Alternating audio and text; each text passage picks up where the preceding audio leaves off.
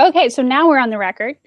So Evan has his Peaceful Fruits startup, and Amar, I'm really sorry, I'm not going to let you jump in quite yet, but at near closer to the end, I'll let you jump in.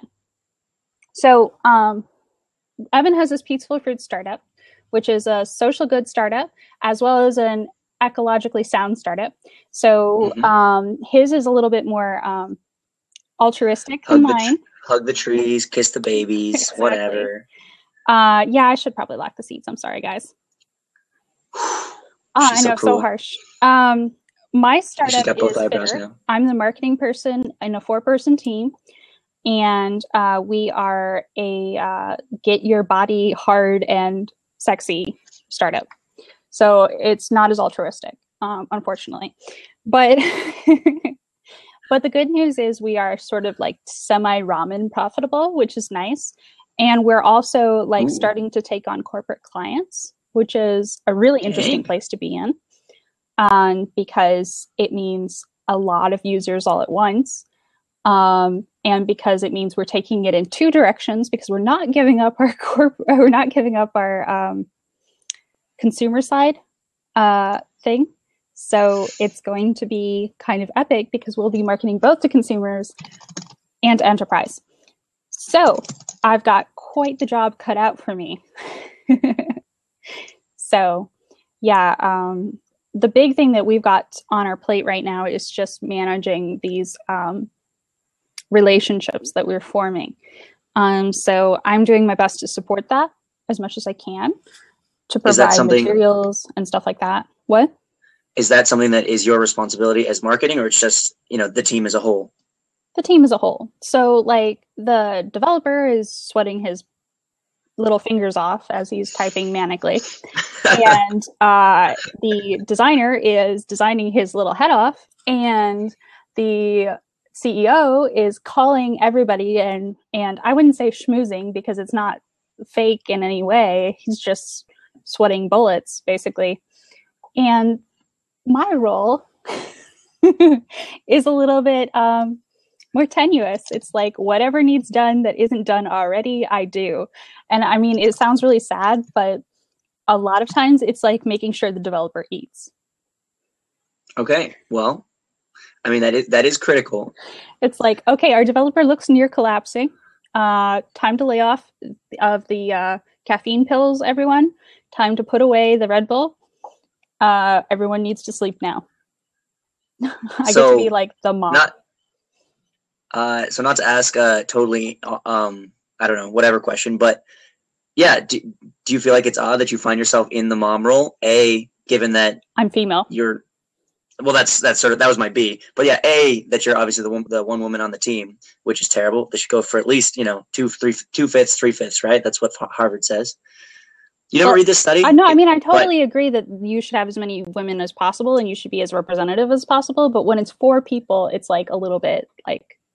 Well, you can't have 2/5 of difficult. Of 4. I hear you. Yeah. But certainly the more women you have on the team, a more diverse team has a better outcome, is the Harvard study that I'm referencing. But my second question is, do you find it odd that you end up being the mom of the team when I wouldn't say that's your normal personality? Do you just get forced in that role as a woman? Or is it something that you take on, happily, I guess? It's something I take on just because if I don't do it, no one will, and someone will die. Like, I really think that they will overdose on caffeine pills. Like, I really, really do. And Will wants to know what sort of promises we're going to make to each other as far as accountability goes. So I'd like to hear what your thoughts are on that, Evan. That is a good question. I mean, again, it depends on, which is sort of going back to discussing accountability itself, goes back to what type of accountability we're really wanting to dig into, which we're still figuring out. But there's kind of 2 aspects that I'd be interested in discussing. And one would be just getting stuff done, right? As a startup, I am also the CMO of my startup, as well as the CEO and the dishwasher. And I don't know what the CDO, would that be, chief dishwashing officer, and everything else in between. So maintaining like just task orientation of, hey, did you actually write that blog post? Did you actually make that sale, whatever. But then 2, the other, more larger question about accountability is, what is the company about, and are we sticking to that as we grow? So like for me, saving the rainforest, all right, you get that buyout check from Kellogg's. Are you still going to save the rainforest? Or for Fitter, in terms of your core identity, you already talked about some of those issues that you're facing with. Is it corporate clients? Is it individuals? Is it rock hard bods? Is it health? There's some question of corporate mission that's easy to lose as you grow. Yeah, I think Will's got something strong there. I think that like maybe just saying, rather than like let's stick to our mission, which is like a giant overarching concept, that while our goals should definitely align with that, that maybe they should be something a little bit more concrete and small. Something that we can definitely accomplish by next week, or even if we do it 2 times a week, depending, 2 days or 3 days. I mean, I agree. I don't mind using you as my video to-do list. I think my to-do list right now is 18 units long, and that's because I stopped writing it to have this Blab. So I'm sorry. Yeah. It's cool. No worries. Yeah. So, what is the task on your to-do list that is like the least pleasant at the moment? I don't know. None of them are unpleasant. What would you most likely skip? The ones I don't have time for. But the marketing part, obviously. Well, not obviously, but for me, that's really hard, is to focus on social media and blogging in particular, while like for the last 2 weeks I've been supposed to be writing content to update our website, to put out some blog posts, and those types of things, but none of that's happened because we had some production issues, and then we've done really well in sales recently, so I've done a lot of both following up on those sales, delivering, packing, all that stuff, so it's easy to lose sight of some of those marketing and brand expansion goals. So hashtag good problems, right? I'm too busy because I'm selling is a good problem. True. The production issues were not as much fun, but okay. Yeah. How is that going, by the way? Can I just, like, as a side note, ask, like, is production proving too difficult for your manufacturers? Let me just answer Craft Digital's question real quick. We are definitely targeting stores and wholesalers. That's actually our main goal, is to get wholesale distribution. So right now we're in like 20 or 30 stores, but we're really trying to get into college campuses, B, snack boxes, and then C, sort of, what's the word, event venues, I guess. So zoos, aquariums, arboretums, botanical gardens, those types of places, and then health food stores like Whole Foods and Wegmans and all the various varieties thereof. Very much so. Yeah, but experiential definition. Zoos. That's interesting. If you got an Amazon booth, then you should have, or venue of some kind, you should be selling Amazon snacks right next to it. The Rainforest Cafe, whatever, should have some rainforest snacks. Just me there. That makes sense. But, yeah, like, oh look, a boa constrictor and peaceful fruits. Yay, they go together. And to get back to your question, Kiki, so production, as I kind of mentioned, we work with people with disabilities to produce our snacks. Kind of the nice thing about making something that is a super simple process and a super simple list of ingredients. We've got 3 or 4 ingredients in all of our snacks. None of them are fancy chemicals. There's no fancy processing, so it's very easy to adapt to people with special needs. You obviously have to make sure that the tasks are set up correctly to meet each person's capabilities. And so we work with an organization that helps do that. The downside is that you do need very good supervision and you need very strong processes, which I think is always true anyway, right? So we're just going through those growing pains. That's been set up for about 2 weeks now. And so batch number 2 and 3 did not come out as well as it could have, which was a little bit nerve-wracking. But most of it was just process issues that we're working on solving. So actually tomorrow I'm going to go in and personally do a run with the kitchen supervisory staff and then some of the people as well, so that we can kind of see where the breakdown was, since I wasn't present for batch 2 and 3. So, which obviously that's the goal, is to not have to be present.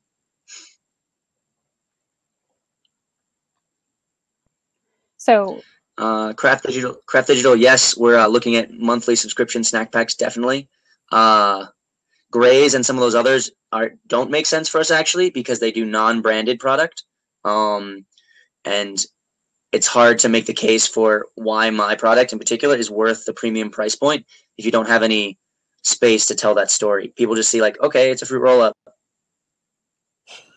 So It's a that's really where expensive fruit roll up.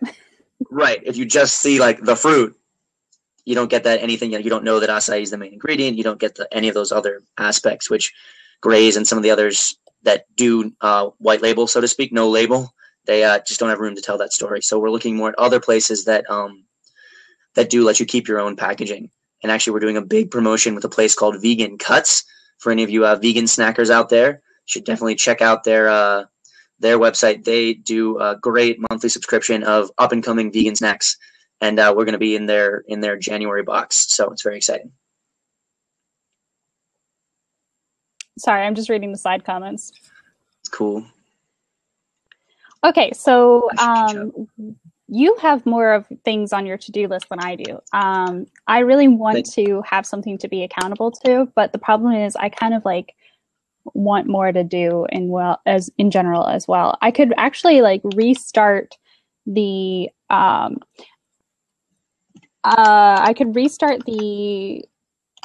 marketing efforts as far as terms of social media go, but the problem is like our 2.0 hasn't launched yet, and our 1.0 is like slightly flawed. It's kind of buggy at the moment. It's not 1.0, it's like 1.3 or something, but it's not supported as well as it should be, personally. So we haven't been seeking out new clients for it, so marketing has sort of fallen by the wayside. So I feel like ramping up social media is a little premature. So I'm kind of in this like weird quandary. No, I know exactly what you're talking about. Like that's how I was for a while with my product, where I actually couldn't to sell more because when I was the one making it, like I didn't have time to both sell and produce, and it cost more to make than I was able to sell it for at that time. So it was like I wanted to sell just enough to prove that the product was worth investing in for myself, not outside investment at this stage, but not sell so much that I went broke. But for you, Kiki, is there any relationship building you can do that would be more long term? For example, like I've recently been approached by a couple of different people about doing a couple of speaking series, which I'm not going to do. That's it's a total ripoff. It's cool, but they're not. These ones are not appropriate venues. But I'm sure there are more appropriate venues. They're ultimately a video service that's trying to get you to pay to make a professional video of yourself because you want to get on the speaking circuit. So it's just not the right path for me and my company right now. But that might be something that makes more sense for Fitter in the tech space of looking at, can you set up some of those interviews, some of those, speaking engagements, or some other activity like that wouldn't come to fruition for a couple months anyway.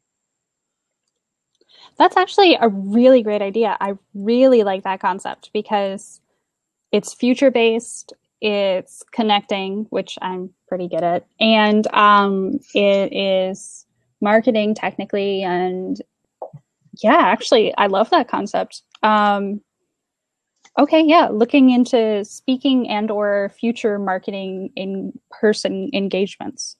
Mm-hmm. Does that sound like a good goal for this week?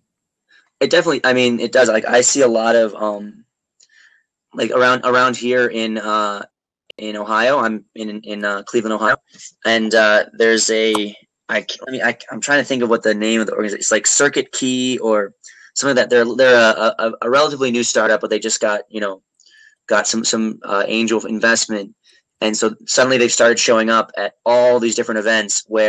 So now there's like every time SCORE has a workshop that's even remotely related, they're speaking at it. Or SBDC, if you know all these different acronyms, then throwing out the various small business support institutions, I guess, that are nationwide, they're speaking a lot of those all of a sudden. Is that a lot of exposure at your target audience? No, not necessarily, but it's good practice, and it is good exposure because those email lists go out to a lot of people. Do you know what? Actually, as far as being on target, there is in Orlando, I learned about this the other day, there is in Orlando one of the largest fitness get-together gathering things in March. in the entire Nice. United States, but it's in Orlando, which is only like a hop, skip, and a jump away. So I might as well register for that. That could be my thing.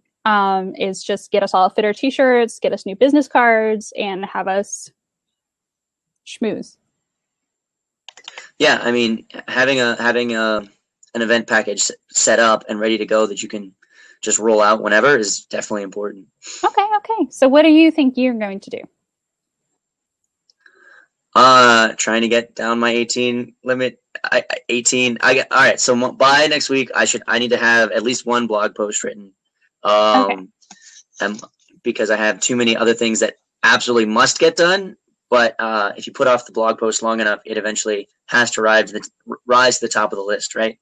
So And you can cheat a I little bit must needs because if you finish. want to, you can actually post this to your website too. Oh, that's cheating. That is cheating, but you But can do that as well. So I'm not saying that it can count as your only blog post, but you could make it two by adding this. that's true. Well, yeah, I have like 8 that I'm supposed to have done. So, let's answer some questions here real quick. So, Kiki, you should do some doodles for Peaceful Fruits. Yes, you should.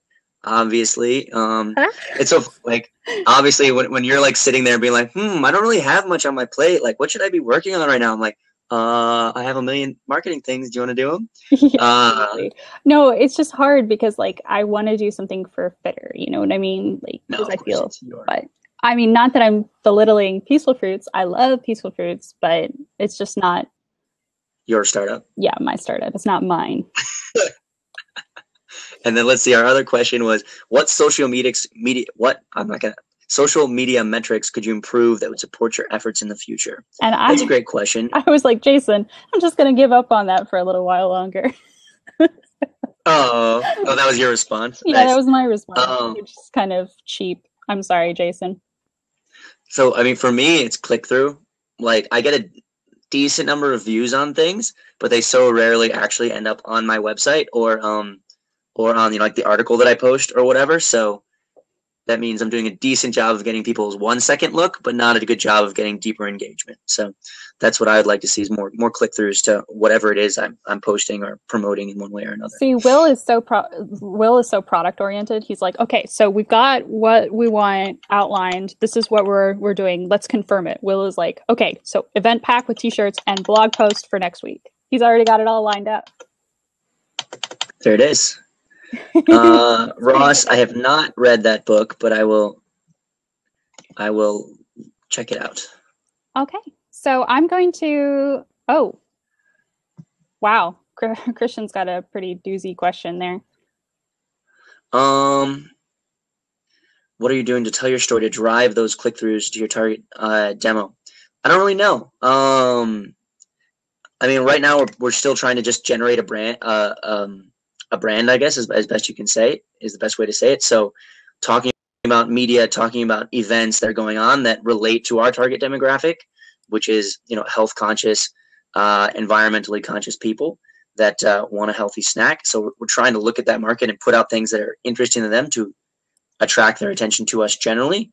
But in terms of where we definitely struggle is it's difficult to, we have a great story, we have a great product, but really tying those two together, I'm not as good at that. I'm pretty good at telling the story, and I'm actually not bad at selling the product, but transitioning from one to the other is remarkably difficult for me as of yet, so, especially in a succinct way. So that's definitely something I need to work on. Yeah, okay, so apparently you have to read the book. I literally have to recommend, literary. I will check it out. What are you doing? What are you doing over there, Kiki? Are you? Nothing. It's just busy at the fitter house. Okay, so I'm going to open up the seat for a second, and I'm going to turn off the recording. So if you want to say something before the recording turns off, go right ahead. And if anybody wants to ask some questions, they're more than welcome to jump in. Okay, Evan, you want to say anything before I turn off the recording? Nope, go ahead.